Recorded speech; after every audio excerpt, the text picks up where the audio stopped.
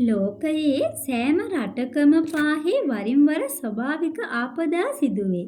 ඇතැම් රටවල ගිනිකඳු පිහිටා ඇත්තේය. ඒ අවට ජනයා රෑ බොජුන් අනුභව කොට පිළිසදර දොඩා යහන්හි සුව නින්දේය. ඒ හෙට දවසේ උදයෙන් අවදිව කටයුතු අනේක රාජකාරී ගොන්නක් පසකින් තබාය. ඇතැම්හු සුව සිහිනයකය. කිසිවෙකුටත් රහසේ නිදා සිටි ගිනිකන්ද අවදිව පුපුරා යයි. බුර බුරා නැගි දුම්කඳ අහසට විහිදුවමින් රක්ත වර්ණයෙන් උජ්වලිත මහාග්නි ජාලාවෙක් ගම්ද ගේදොර මෙන්ම තමාවද වටකොට දවා හලු කරමින් පහළට ගලා බසී. යම් හේකින් අවදි වූ නමුත් කෙසේ පැන ගන්නටද? කොතැනට යන්නටද? බැලූ අත මහා ගිනි කඳකි. නරකාග්නියෙන් මතු වූ කෝරතර ගිනි කන්දක් සෙයින් හාත්පස වටකොට වෙලා ගන්නා කල්හි ඔවුන් මළවුන් අතරය. දවස මුළුල්ලේ ධාරානිපාත වර්ෂාව නොකඩවා ඇදහැලේ. කමෙක් නැත. මනා වූ වැස්සෙකි. ඉඩෝරේ නිමාකොට බතින් බුලතින් සරු හරිත වර්ණයෙන් දිදුලන ගහකොළ සුසැඳි වටපිටාවක් පිණිස වැස්සක් ඇවසිමිය. එහෙත් මේ වැස්ස නම් පායන හැඩක් නැත්තේය. දිනකින් නොනවතින වර්ෂාව දෙවන දිනටත් නොකඩවා ඇදහැලේ. අනපේක්ෂිත ලෙස උස්තැනින් පහත්තැන් බලා මඩ සහිත වේගවත් දියකඳ ගලන්නට පටන් ගනී.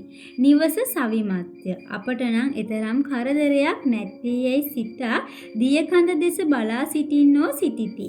එහෙත් තමා සිටි තැනද දියකඳින් වෙලා පොළවෙහි තැනින් තැන දෙදරා වේගවත් සැඩපහරකින් සියල්ල පෙරලා උඩු යටිකුරු කොට ගසාගෙන යයි. එකල්හි සිය අඹදරුවන් කොහිද?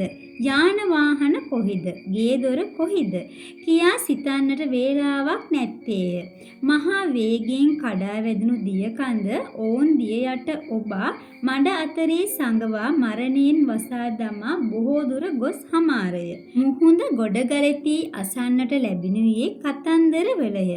එය සැබෑ ලොවෙක සිදුවෙන්නට ඉඩක් නැතැයි වහසිබස් ගොඩොඩමින් සිනහ නැගුවෝ කොතෙක්ද? එහෙත් එය වරින් වර සිදුවේ. වෙළදාමෙන් රැකී රක්ෂා කටයුතු, ගේදොර වැඩපළ, ආහාර පිසීම්, ඇඳුම් සේදීම්, වෙළ හෙළඳාම් ආදී සිදු කරමින් මිනිසුන් වාසය කළේ අනතුරක සේයාවකුදු නොදැනය. මේ මුහුද රළ ගොඩ ගසන්නේය. මුහුද ගොඩබිමට එන්නේ යැයි කිසිවෙක් කෑගැසුවේය. එය විහිළුවක් විය නොහැකිද? මෙවන් කලෙක එසේ කුමට නම් උසුළු විසුළු කරත්ද? කෝකටත් පිටත අවුත් බැලුව මනාය. සැබෑව මුහුද දිය සැනකින් මුහුද දෙසට ආපස්සට ගියේය. එකල වෙරළ පෙදෙස සිත් කළුය, සුවිශාලය. කුඩා දරුවෝ පමණක් නොව වැඩිහිටියෝද එදෙසට දිව ගියෝය. දෙවනුව තරමක රළු සැඩපහරක් වේගයෙන් අවුත් වෙරළ ඉක්ම ගොඩබිම යට කළේය. එය නම් අනතුරුක සේයාවකි. බොහෝ අයට කිසියම් ඉවක් දැනුනේය.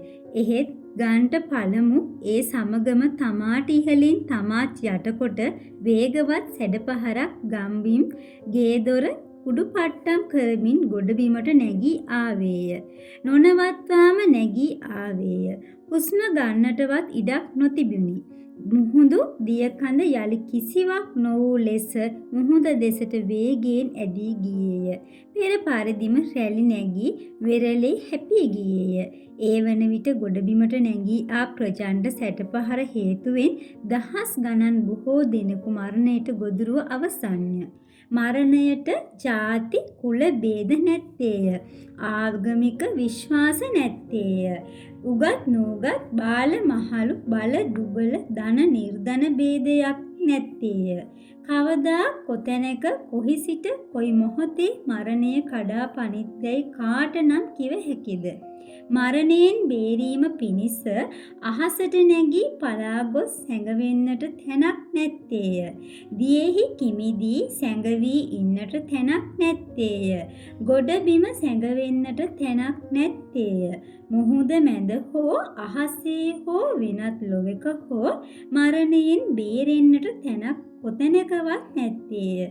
ඒ හැම තැනම මරණයම රජ කරයි.